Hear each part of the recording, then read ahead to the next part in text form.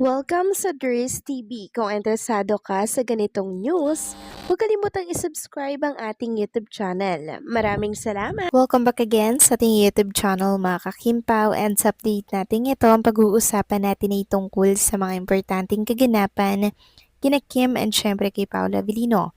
So pag-uusapan na tatalakayin natin sa update na to ay may kaugnayan po sa pera or nakawan. Nanakawan nga ba si Paolo Avellino or si Kim Chu mga kakimpaw? Bagong issue po ito na pinag-uusapan dito po sa X mga kakimpaw, at mamaya ipapakita ko po sa inyo yung uusapan po ng ilang fans. So, ito kaya ay tungkol saan? Yan ang malalaman po ninyo, and syempre pag-uusapan din natin ang iba pang mga kaganapan kay Kim and Paolo. Pero bago po ang lahat, maraming salamat po sa inyong patuloy na pag-support at pagsubaybay sa mga daily update natin. Kaya naman bilang pasasalamat, narito po ang isang napili kong komento patungkol ito sa naging previous update. Wala ito kay Ginang Nenita. Sabi niya dito, walang stress si Kim dahil kay Paolo anytime nakikinig sa mga problema ni Chinita at nandun siya mag-comfort lagi kay Kim at magbigay ng mga assurance at advices. Matapang na rin si Kim dahil may dragon sa kanyang buhay. Nakaantabay lagi, hindi kaya ng bashers ang tapang ng dragon ni Kim Chu. Matuyo na lang ang mga laway nila sa paninira. Dragon ni Kim Chu, nakatindig palagi kay Chinita. Talo ang pikon. Maraming salamat sa inyong komento, Ginang Nenita. Yes, tama kayo dyan. Andyan lamang po sa likod, lagi ni Kim, si Paulo.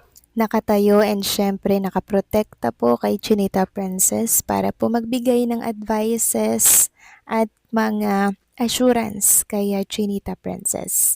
And thankful tayo kay Paolo mga kakimpaw dahil meron pong napagkukunan ng lakas at ng advice si Kim Chu. Isa po kasi ito sa rason kung bakit nakikita nating malakas si Chinita sa mga pambabatikos, sa mga pinagdadaanan niya po sa kanyang buhay.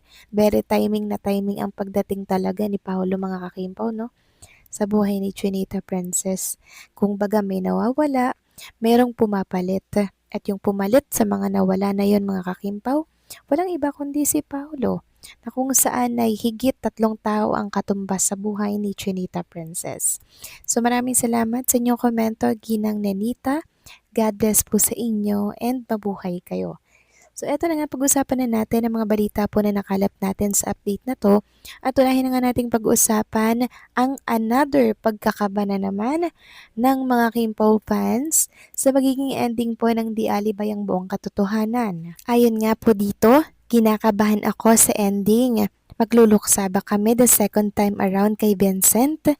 Nakakasepangs na nalalapit na talaga ang pagwawakas ng Di Alibay ang buong katotohanan. So mukhang may magandang ending naman po itong Di Alibay mga kakimpaw sa Canada, at yan po yung dapat nating abangan. Sana po hindi tayo ma-heartbroken sa pinali nito.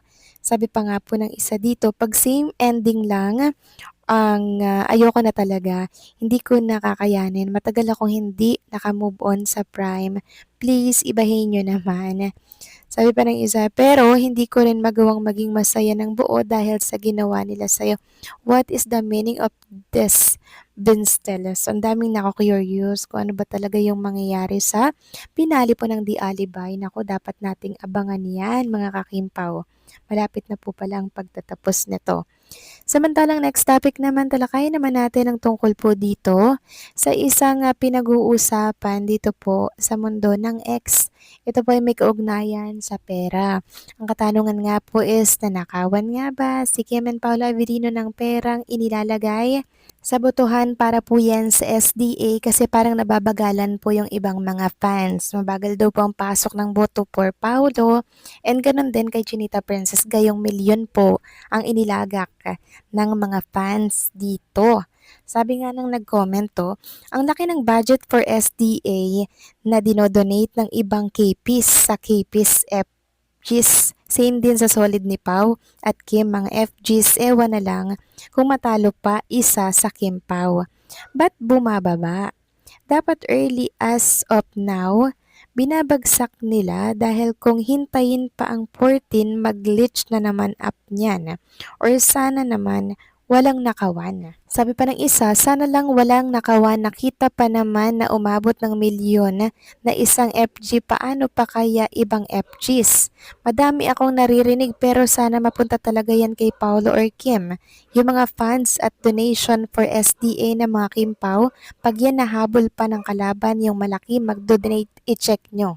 Then sabi pa dito, di ba isa FG lang nakita kong nag-update about sa funds at voting system nila sa SDA sa Kimpao? Yung KP International lang, yung iba imposibleng walang funds at donations. Mga yan sa ngayon, nagmukha lang na sa mga individual na lang nakaasa ang votes sa SDA, di umaangat, bumabagsak pa. Sabi pa dito, wala akong FG at never been part of any FG, solo voting lang me, but kudo sa KPI, may transparency nga sana lahat ng FGs at in charge sa voting team. May paganyan, huwag kalimutan na mag-vote at hayaan na bumaba si Paulo at Kim sa SDA, lalo na everyday palaki ng palaki na habol ng kalaban. Ako mga kakimpaw, pag ganito po talagang perang usapan, dapat nagiging transparent po tayong pinapakita sa publiko na o ganito yung dinonate, ganito yung nakolekta natin, ganito yung ibabagsak natin sa araw na yan. Di ba mga kakimpaw? Para hindi po maghinala yung ibang mga fans club, 'di ba? Kasi nakita po nila million po yung pinost nung isang account mga kakimpaw eh. So transparent sila sa mga nakukuha po nilang pera at donation.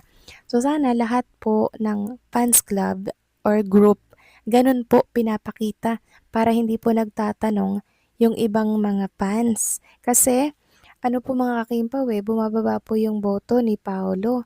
Ewan ko kung glitch lamang ito, ganun din sa Chinita Princess. So kanina, 'di ba, pinakita ko po sa inyo, nasa 60.40% 'yan. Tapos ngayon biglang 59.42. Tapos itong si Kim, 28 yan kanina, naging 27. O 'di ba, medyo nakaka-curious lang, bakit ganitong nangyayari? Sana glitch lang talaga 'to mga kakimpaw. Huwag po tayong makampante masyado at patuloy pa rin po tayong bumoto ha.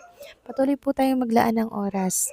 Kasi mamaya sa pagiging kampante natin yung kalaban na pala yung nanalo mga kakimpaw. Siyempre, ayaw nating mangyari yun.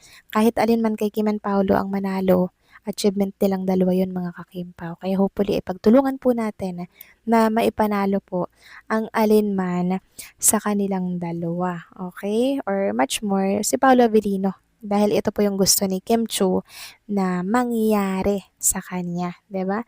Kaya tulong-tulong, sama-sama kung meron po kayong extra money, bumoto po tayo mga kakimpaw. Huwag natin yang kalimutan. Malapit na po itong mag-end yung botohan. Kaya sana'y nagawa po natin yung best natin para po maipanalo si Paulo. So paano mga kakimpaw, hanggang dito na lamang po ang update natin. Maraming salamat po sa patuloy na pagsuporta.